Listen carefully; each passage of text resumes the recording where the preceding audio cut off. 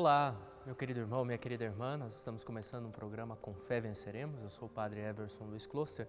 É uma alegria muito grande estar entrando aí na sua casa, no seu trabalho, aonde quer que você se encontre nesse dia. E queremos pedir as luzes do Espírito Santo para que o Espírito Santo nos guie, para que o Espírito Santo fortaleça a nossa fé e a gente possa vencer as dificuldades da nossa vida, as dificuldades que se apresentam no nosso dia a dia. Reze junto comigo, em nome do Pai, e do Filho e do Espírito Santo. Amém. Vinde, Espírito Santo, enchei os corações dos vossos fiéis e acendei neles o fogo do vosso amor.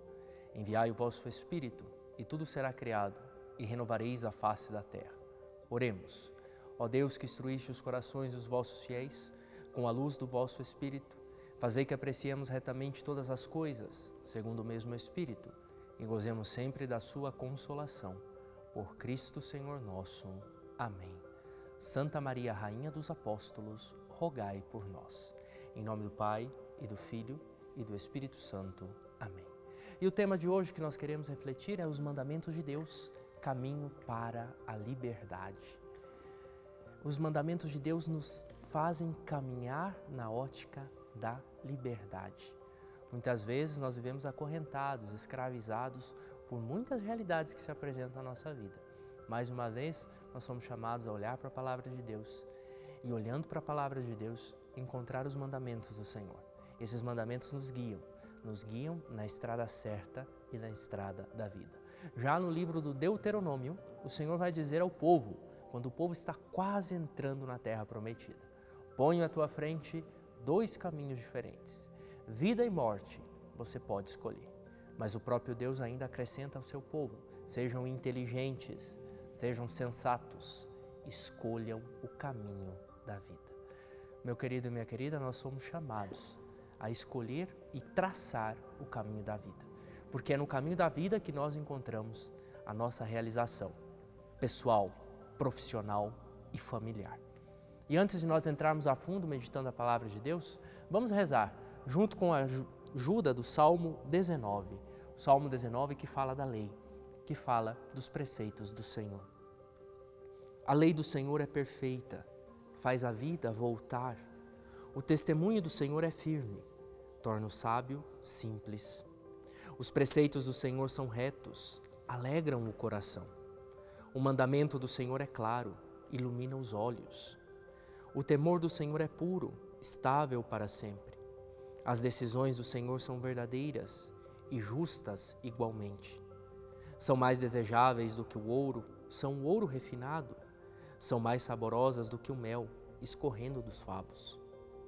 Com elas também teu servo se esclarece, e observá-las traz grande proveito. Quem pode discernir os próprios erros? Purifica-me das faltas escondidas. Preserva-me também o teu servo do orgulho, para que ele nunca me domine. Então eu serei íntegro, inocente de uma grande transgressão.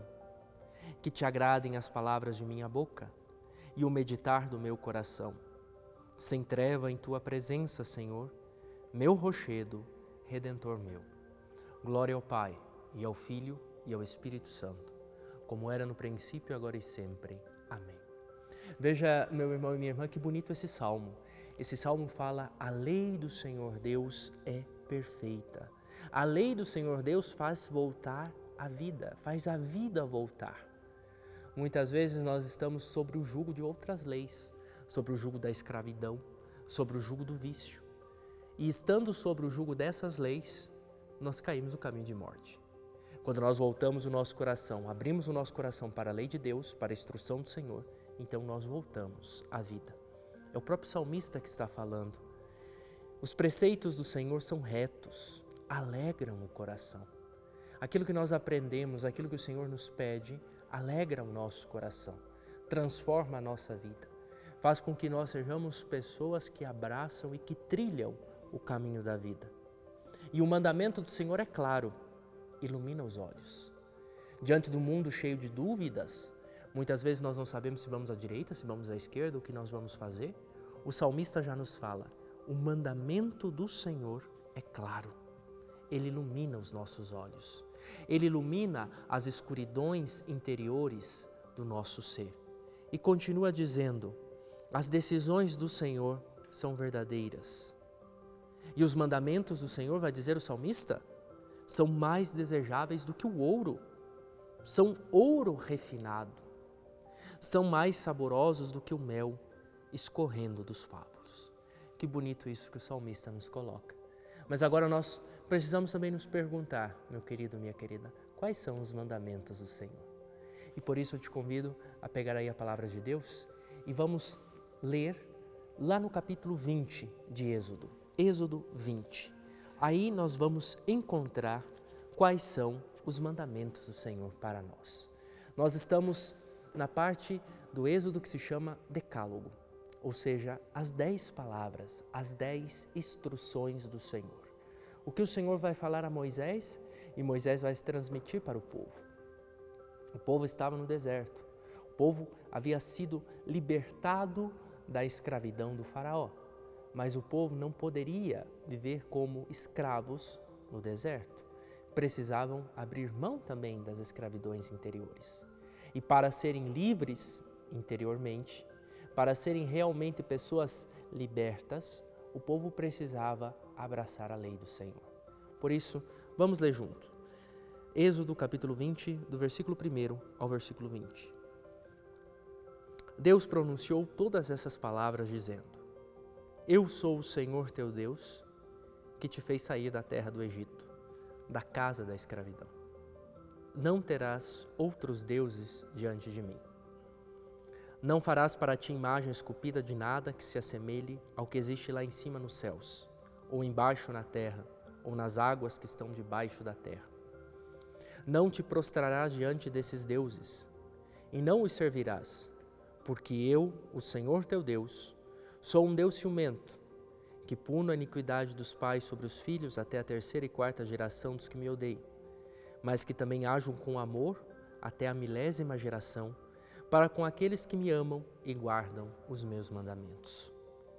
Não pronunciarás em falso o nome do Senhor teu Deus, porque o Senhor não deixará impune aquele que pronunciar em falso o seu nome.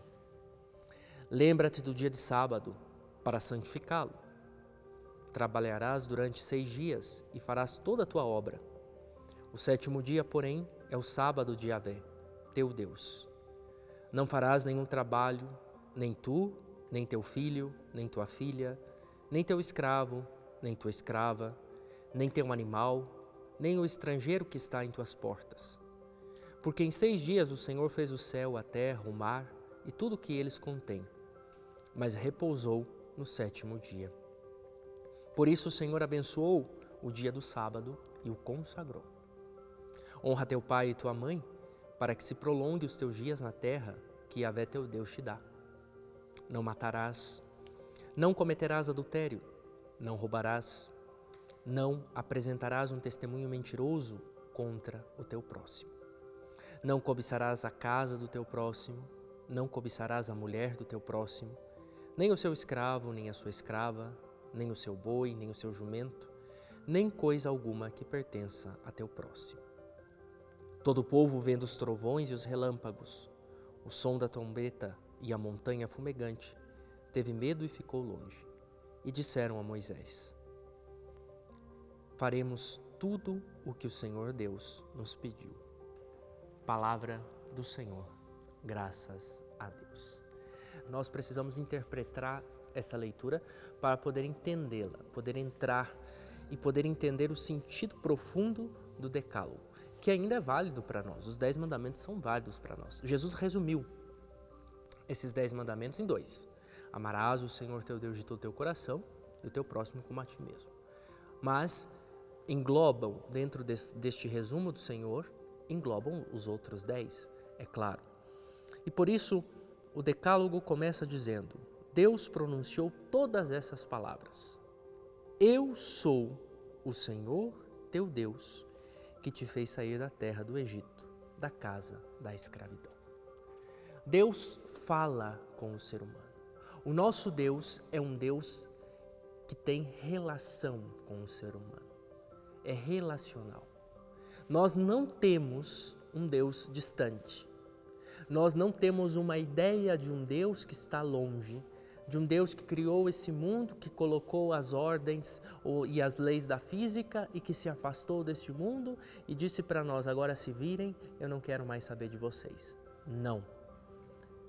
Esse não é o Deus revelado por Jesus, esse não é o Deus da Bíblia. O Deus da Bíblia é o Deus que caminha junto conosco, que está junto conosco, que não é indiferente.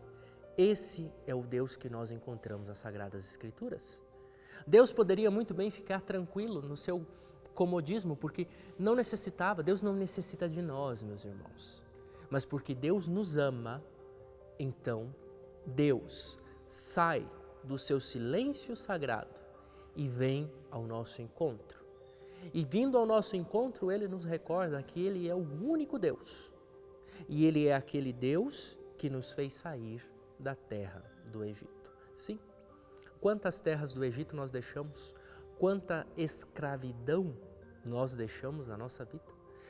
De quanta escravidão nós fomos libertados? Os próprios santos padres vão nos dizer que antes do batismo, todos nós éramos escravos de Satanás. E agora, nós, através do batismo, nos tornamos filhos e filhas de Deus, libertos das garras de Satanás, do faraó do Egito. Por isso Deus vai dizer, eu sou o Senhor teu Deus que te fez sair da terra do Egito, da casa da escravidão. Meu querido e minha querida, nós não somos mais escravos. Você não é mais escravo, você não é mais escrava. Portanto, abrace essa liberdade que nos foi trazida e que foi selada pelo sangue do Cordeiro, que é o próprio Jesus. Muitas vezes nós vivemos prostrado como escravos. Ou muitas vezes nós somos como o povo de Israel. Nós queremos voltar para a escravidão do Egito. Porque na escravidão nós estávamos cômodos. Na escravidão nós tínhamos muitas coisas. E agora, quem sabe, depois que você começou a servir a Deus, muitas vezes as provas da vida se intensificaram cada vez mais. E você olha para o teu passado, muitas vezes com vontade de voltar àquela escravidão. Não faça isso. Porque o caminho da escravidão é um caminho frustrado. Nós somos chamados a emendar o caminho da liberdade. Por isso eu dizia no início, aquilo que Deus vai falar depois no Deuteronômio, 2 caminhos à tua frente, vida e morte. Seja sensato, escolha o caminho da vida. O mundo de hoje, meu querido e minha querida, muitas vezes nos apresenta o caminho de morte, o caminho do consumismo, o caminho do mal, o caminho que opta deliberadamente pela morte. Nós somos chamados a optar pelo caminho da vida, pelo caminho do serviço, pelo caminho da entrega, pelo caminho da alegria. E o Senhor nos recorda, na leitura de hoje, dizendo, eu sou o Senhor teu Deus, que te tirou daquela escravidão. Faça memória você das tuas escravidões. Quantas escravidões você muitas vezes esteve servindo a outros senhores, a outros faraós, e Deus foi lá e te resgatou. Mas para que nós possamos viver como povo livre, como povo liberto, nós precisamos então seguir aquilo que o Senhor nos coloca, que são os seus mandamentos, porque os seus mandamentos são caminhos de vida, são caminhos de realização.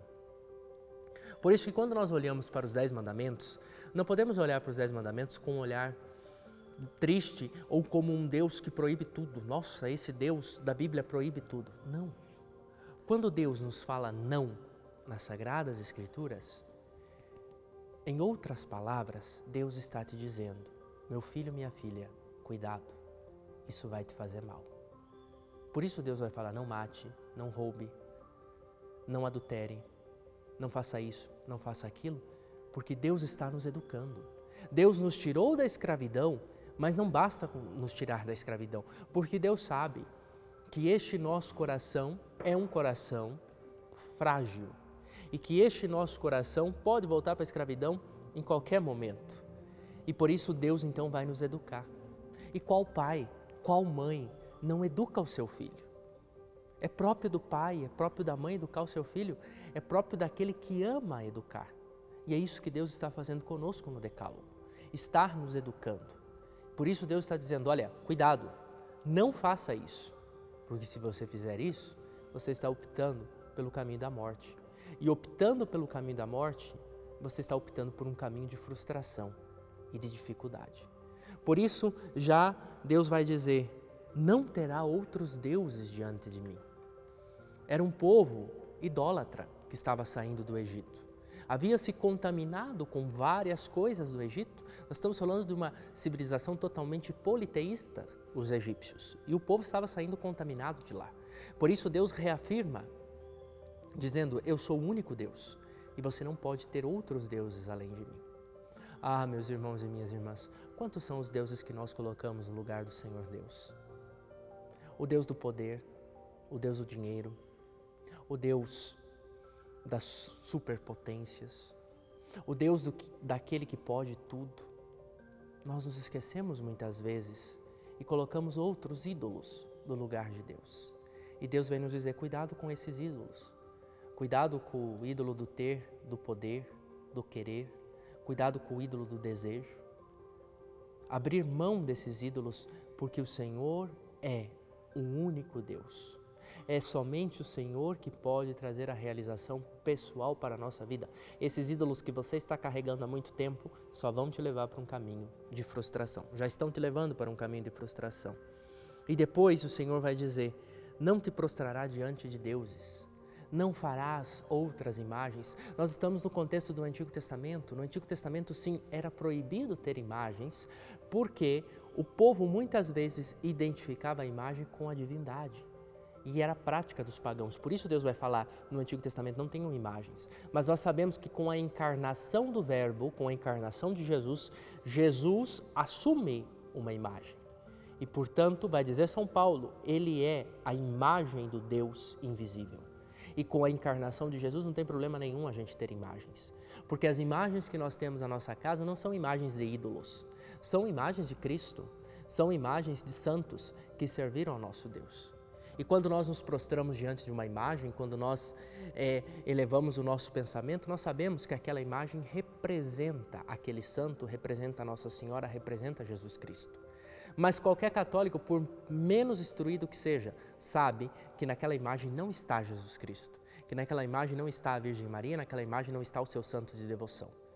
Mas reconhece que aquela imagem recorda a sua devoção, recorda o seu amor. E o Senhor continua dizendo, não pronunciarás em falso o meu nome. Ou seja, não dirás o nome de Deus, não deve estar falando o nome de Deus para todo lado, e o nome de Deus aqui é Javé, esse nome, que inclusive nós não devemos nem pronunciar nas nossas liturgias cristãs. Depois Deus vai dizer, lembra-te de santificar o dia do sábado, porque o povo da antiga aliança comemorava a nova criação. Nós, como cristãos, não comemoramos o povo da antiga aliança comemorava a antiga criação. Nós, como cristãos, comemoramos a nova criação. E, portanto, nós não guardamos mais o sábado. Para nós cristãos, para aquele que crê em Cristo, nós comemoramos a nova criação restabelecida pelo Cristo, feita pelo Cristo no seu sacrifício na cruz. E, portanto, não guardamos o sábado, guardamos o domingo, santificamos o domingo. E o domingo, meu irmão e minha irmã, o domingo não é para dormir mais tarde, não. Domingo é dia de missa. É claro, se alguém quer guardar o sábado, então que se faça judeu. Porque se é cristão, desde sempre, desde os inícios da igreja, a igreja sempre viu que os cristãos guardem o domingo, porque nós já estamos dentro da ótica e dentro da dinâmica da nova criação. E a palavra de Deus, então, vai nos dizer para honrar o nosso pai e a nossa mãe, respeitar os nossos pais. No mundo hoje descartável, não é? Quantos filhos que descartam seus pais, que jogam seus pais no asilo, que esquecem dos seus pais? A palavra de Deus nos chama a respeitar os nossos pais, a estar junto com os nossos pais, não é? Não matarás. Não matar através, obviamente, não tirar uma vida, porque a vida pertence a Deus. E hoje nós vemos grandes potências mundiais aprovando o aborto e aprovando tantas outras leis que vão contra a vida. Mas também nós podemos matar a vida através das nossas atitudes, através das nossas palavras, através daquilo que nós apoiamos. Então, cuidado, sempre vamos trilhar o caminho da vida, porque trilhando o caminho da vida, nós trilhamos o caminho que Deus nos coloca. Porque as Sagradas Escrituras vai nos dizer que Deus é o Deus da vida. Deus é o Deus que traz a vida. Por isso nós somos chamados a servir a esse Deus, a nos colocar baixo o senhorio deste Deus, que traz para nós a liberdade. Mais uma vez, que essa frase ressoe no nosso coração, que essa frase ressoe na nossa vida. Eu sou o Senhor teu Deus que te tirou da escravidão do Egito. O Senhor continuamente nos tira das nossas próprias escravidões. Escravidões que muitas vezes nós acabamos nos colocando. Não sabemos se vamos à direita, se vamos à esquerda. O Senhor vem e nos resgata. Mas para que nós vivamos dentro da ótica da liberdade, porque a liberdade também tem limites, liberdade não é libertinagem, o Senhor então nos coloca os limites através do decálogo ou através dos 10 mandamentos. E como eu dizia anteriormente, isso tem que ficar claro. Quando nós vemos os 10 mandamentos e lemos, escutamos que Deus diz, não faça isso, não faça aquilo, em outras palavras, Deus está nos dizendo, cuidado, muito cuidado, porque se você fizer isso, isso vai te machucar. Vai machucar você, vai machucar os seus irmãos, vai machucar aqueles que você mais ama. E como nós começamos o programa, lembremos do Salmo. A lei do Senhor Deus é perfeita, é conforto para o coração. Os mandamentos do Senhor são mandamentos que iluminam a nossa vida, que iluminam a nossa estrada. Vamos abrir o nosso coração e, abrindo o nosso coração, vamos permitir que o Senhor possa transformar o nosso coração. E nós, com muita alegria, acolher os seus mandamentos, reconhecendo que não somos um povo de escravo. Não temos um faraó, não temos um Senhor que manda e desmanda. Temos um Pai que deseja nos educar no caminho da vida e da liberdade. Fique com Deus.